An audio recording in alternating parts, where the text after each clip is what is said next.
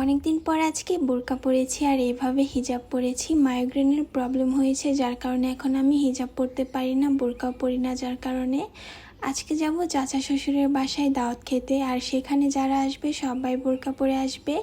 তাই আমি একা একা 3 পিস পরলাম না, কারণ সবাই বোরকা পরবে, সেখানে একা আমি 3 পিস পরবো, বিষয়টা কেমন দেখায় না? তোমরা অনেকেই কমেন্ট করো তানজিনা আপু বিয়ের পরে বোরকা পরা ভুলে গেছে, আগে কি সুন্দর বোরকা পরতো, এখন তো তানজিনা আপুকে বোরকা পরতেই দেখি না, হিজাব পরতেও দেখি না। আসলে বাংলায় একটা প্রবাদ আছে না, যার খাও তার ব্যথা। আসলে প্রবলেমটা আমার, তোমরা কি করে বুঝবে আমার প্রবলেমটা, তোমরাই বলো। শুধু তোমরা না, এই কথাটা আমার ফুপু বলেছে যে বিয়ের আগে তো সুন্দর বোরকা পরতে, এখন কেন বোরকা পরিস না। আমার মতন যাদের মাইগ্রেনের প্রবলেম আছে একমাত্র শুধু তারাই বলতে পারবে যে কেন আমি বোরকাটা পরি না। এই মাইগ্রেনের প্রবলেম নিয়ে আমি আমার বাবার বাড়ি থেকে আসার সময় বোরকা আর হিজাব পরে আসতেছিলাম। বাসের মধ্যে আমার মরার মতন অবস্থা হয়েছিল, আমি না পারতেছিলাম হিজাব খুলতে, না পারতেছিলাম বোরকা খুলতে।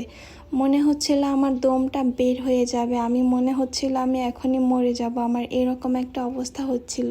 যার কারণে এখন আমি বোরকা আর হিজাব পরার সাহস পাই না। এরকম আমার 2 দিন হয়েছে। একদিন মার্কেট করতে যাওয়া হয়েছিল, রোজার মধ্যে রোজা ছিলাম, আর একদিন আমার বাবার বাড়ি থেকে আসার সময় হয়েছিল। অথচ একটা সময় আমি মাথার মধ্যে 2টা ওড়না দিয়ে হিজাব পেঁচাইতাম। তোমরা যারা অনেক আগে থেকে আমাকে চিনো, তোমরা দেখছো আমি সব সময় সবকিছুই পরতাম, বোরকাও পরতাম, 3 পিসও পরতাম, বোরকার সাথেও হিজাব পরতাম, আবার হিজাব ছাড়াও 3 পিস পরতাম। আমি যে একেবারে বোরকা পরতাম বিষয়টা এরকম না, আমি নর্মাল 3 পিসও পরতাম, আবার হিজাবও পরতাম, সবকিছুই আমি ক্যারি করতাম। বাট এইটা সত্যি, বিয়ের পরে আমার বোরকা পরাটা অনেক বেশি কমে গেছে, শুধুমাত্র আমার মাইগ্রেনের প্রবলেমের কারণে। আলহামদুলিল্লাহ এখন আগের থেকে একটু ব্যথাটা কমেছে, কারণ ডক্টর দেখানোর পরে ওষুধ খাচ্ছি। ডক্টরটা অনেক ভালো, ওষুধটা কাজে লেগেছে, ওষুধটা খাওয়ার পরে ব্যথাটা অনেক বেশি কমে গেছে।